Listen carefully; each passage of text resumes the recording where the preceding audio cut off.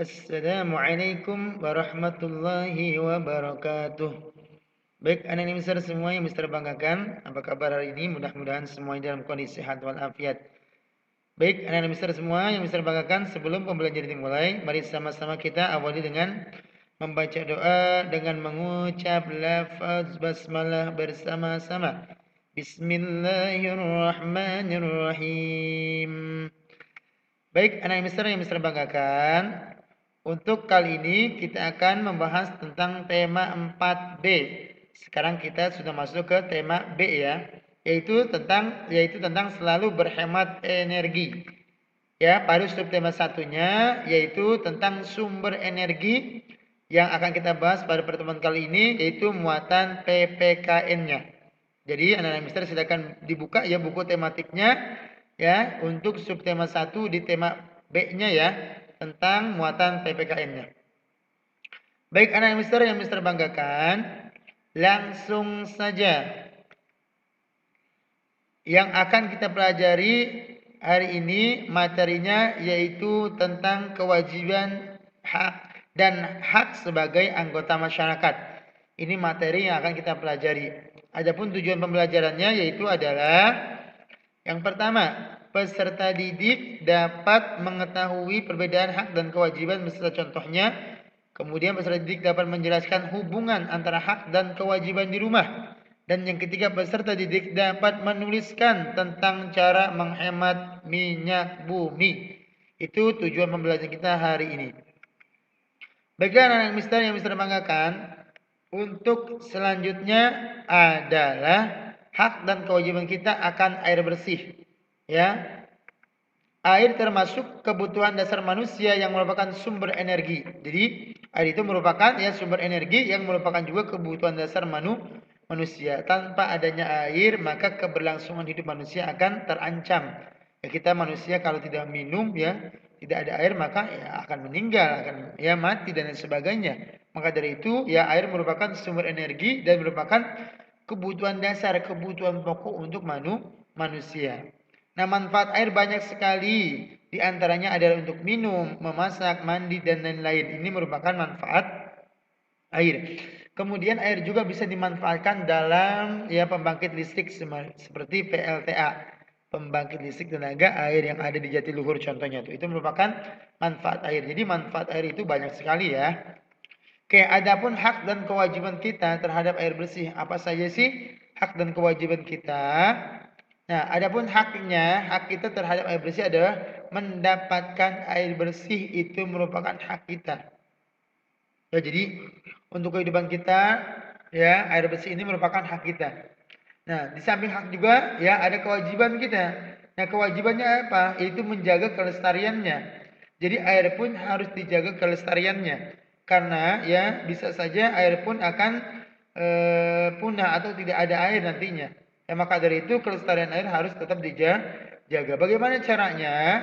Nah, caranya yaitu antara lain yang pertama, tidak membuang sampah atau limbah ke badan air seperti selokan atau sungai. Jadi tidak boleh membuang sampah sembarangan tuh. Cara menjaga kelestarian air supaya air bersih tetap ada di lingkungan kita. Yang kedua, melakukan penghijauan yaitu seperti menanam pohon, yaitu merupakan langkah untuk menjaga kelestarian air. Kemudian yang ketiga adalah menghemat penggunaan air. Jadi ketika menggunakan air harus hemat, jangan membuang air sembarangan secara boros ya, tidak boleh karena ya tadi bisa terancam kelestarian air itu sendiri. Oke, di sini bisa tampilkan tuh contoh pencemaran air. Ya, yang sikap yang tidak menjaga kelestarian air seperti membuang sampah sembarangan di badan air seperti ya, selokan sungai itu kotor ya, maka itu menjadikan terancamnya kelestarian air. Nah, ini merupakan contoh daripada sikap menghemat air. Jadi ketika air keran penuh maka dimatikan keran. Baik anak mister, untuk selanjutnya yaitu adalah pengertian hak dan kewajiban. Apa sih yang dimaksud dengan hak dan kewajiban? Yang pertama pengertian hak. Hak adalah segala sesuatu yang harus didapatkan oleh setiap orang yang telah ada sejak lahir bahkan sebelum lahir. Itu adalah hak. Jadi sesuatu yang harus didapatkan oleh seseorang tuh. Seperti apa contohnya? Di sini adalah contoh sebagai warga negara ya. Contoh haknya adalah setiap warga negara bebas untuk memilih dan memeluk agama, itu merupakan hak. Jadi ketika kita memilih agama itu merupakan hak setiap warga negara. Kemudian setiap warga negara berhak mendapatkan pendidikan dan pengajaran, itu juga sama merupakan hak warga negara. Makanya setiap warga negara Indonesia wajib belajar 9 tahun, ya seperti itu. Kemudian setiap warga negara berhak memanfaatkan sumber daya alam untuk memenuhi kebutuhannya.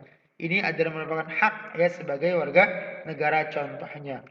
Kemudian kewajiban. Apa ini maksudnya kewajiban? Adalah sesuatu yang harus dilaksanakan dengan penuh tanggung jawab, itu kewajiban. Nah, tadi kita sebagai warga negara haknya adalah bebas memilih agama, kemudian berhak mendapatkan pendidikan dan pengajaran. Nah, maka kewajibannya adalah salah satunya membayar pajak dan retribusi yang ditetapkan oleh pemerintah, baik pusat maupun daerah. Itu merupakan kewajiban kita. Kemudian juga taat kepada pemerintah. Kemudian ya wajib memelihara kelestarian sumber daya alam. Nah, termasuk mentaati daripada rambu-rambu lalu lintas. Merupakan kewajiban setiap warga negara yang harus dilaksanakan. Oke, baik anak mister. Selanjutnya yaitu adalah hak dan kewajiban di rumah. Apa saja sih mister kewajiban hak itu di rumah? Ini buat anak mister nih. Hak di rumah yang pertama adalah mendapatkan kasih sayang dari orang tua. Itu merupakan hak seorang anak tuh. Kemudian mendapatkan air yang bersih juga merupakan hak kita di rumah. Kemudian mendapatkan manfaat penggunaan listrik juga merupakan hak kita di rumah, seperti kita menyetrika baju, kemudian menyalakan kipas angin, menyalakan lampu ketika malam, itu adalah hak kita. Nah, kewajibannya adalah mendengarkan nasihat orang tua, kemudian menghemat penggunaan air dan membayar tagihan listrik, itu merupakan ya kewajiban kita di rumah. Adapun hubungan antara hak dan kewajiban, ya, hak dan kewajiban adalah sesuatu yang tidak bisa dipisahkan. Dari kewajiban muncul hak dan sebaliknya. Hak dan kewajiban harus seimbang. Jika hak dan kewajiban seimbang dan terpenuhi, maka kehidupan kita akan harmonis, aman, dan sejahtera. Tuh. Yang pertama, ini merupakan kewajiban seorang anak membantu orang tua. Maka ketika kewajiban dilaksanakan, maka si orang anak akan mendapatkan haknya, yaitu bermain. Nah, seperti itu ya. Jadi hak dan kewajiban harus dilaksanakan secara seimbang. Oke, selanjutnya adalah hak dan kewajiban terhadap minyak bumi. Ya, jadi di Indonesia itu merupakan negara yang kaya ya terhadap salah satunya adalah minyak bumi juga banyak di Indonesia. Nah, akan tetapi ada hak dan kewajiban kita juga terhadap minyak bumi. Apa saja? Yang pertama, hak kita terhadap minyak bumi adalah mendapatkan pemanfaatan dari minyak bumi, seperti bensin untuk kendaraan dan lain-lain. Ya, hak kita adalah mendapatkan pemanfaatan, ya. Seperti kita bisa menggunakan sepeda motor kita, ya, menggunakan bensin, itu merupakan hak kita. Nah, kewajibannya adalah menghemat pemakaian minyak bumi, seperti mengurangi penggunaan kendaraan bermotor, menggunakan kendaraan ramah lingkungan, ya seperti sepeda, dan membiasakan menggunakan kendaraan umum daripada kendaraan pribadi. Itu merupakan kewajiban, ya, kita terhadap minyak bumi. Jadi harus digunakan ya dengan bijak, yaitu dengan cara menghemat. Jadi jangan sembarangan, ya. Ini contohnya nih. Nah, ini merupakan contoh ya tidak menghemat ya minyak bumi, seperti selalu menggunakan kendaraan pribadi kemana-mana dekat. Ya, kalau dekat perjalanan maka jangan menggunakan sepeda motor. Lebih baik berjalan kaki atau menggunakan kendaraan ramah lingkungan seperti sepeda. Nah, ini ya contoh sikap ya untuk menghemat energi, yaitu menggunakan ya kendaraan ramah lingkungan. Baik anak mister, ya sekian dan terima kasih dari mister. Itu saja pembahasan hari ini. Maka selanjutnya tugas yang harus anak mister kerjakan adalah kerjakan tugas halaman 45 nomor 1 sampai 6 muatan PPKN di buku paketmu. Ya, foto dan kirim jawabannya ke Google Classroom Mister Abdul. Bisa ditunggu ya. Semangat dan tetap jaga kesehatan di rumah. Mister Akhi, wabillahi taufiq wal hidayah. Assalamualaikum warahmatullahi wabarakatuh.